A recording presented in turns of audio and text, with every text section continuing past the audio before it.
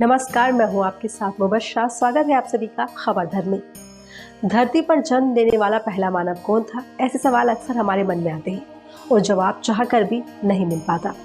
लेकिन इस बात को नहीं नकारा जा सकता कि आखिर वो मानव कौन था जो सबसे पहले धरती पर आया और जिसके आने से धरती मनुष्य का घर बन गई।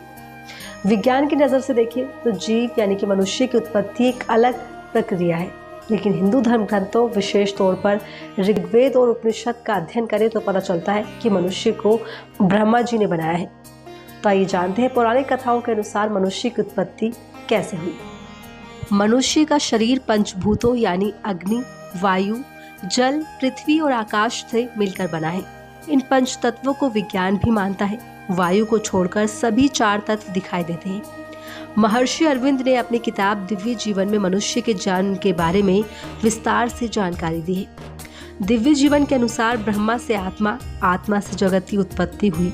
पुराणों के अनुसार धरती पर जीवन की उत्पत्ति, विकास और उत्थान के बारे में बताया है।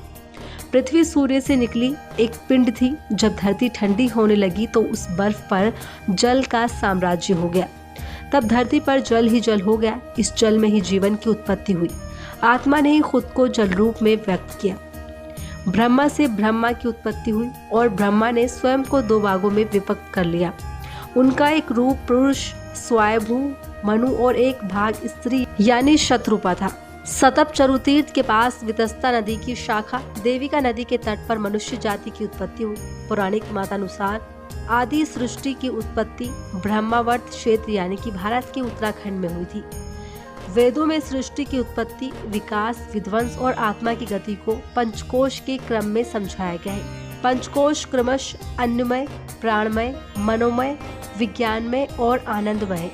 पंचकोश को ही 5 तरह के शरीर का भी कहा जाता है। वेदों का ये धारणा विज्ञान सम्मत है। फिलहाल इस वीडियो में इतना ही। उम्मीद करती हूँ कि वीडियो आपको पसंद आया होगा। कैसा लगा कमेंट सेक्शन में ज़रूर बताइएगा और ऐसी ही धार्मिक वीडियोस को देखने के लिए बने रहिए मेरे साथ खबर धर्म पर। तब तक के लिए नमस्कार।